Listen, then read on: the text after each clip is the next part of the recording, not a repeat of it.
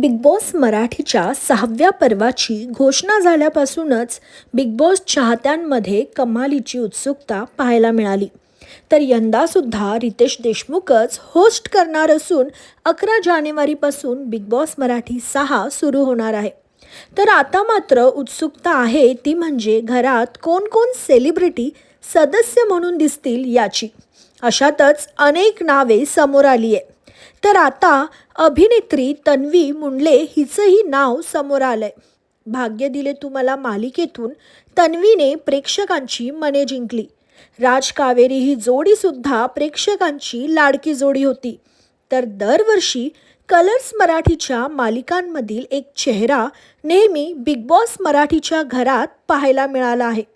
तर गेल्या वर्षी जीव माझा गुंतला मालिकेतील अंतरा म्हणजेच योगिता चव्हाण बिग बॉस मराठीमध्ये दिसली होती.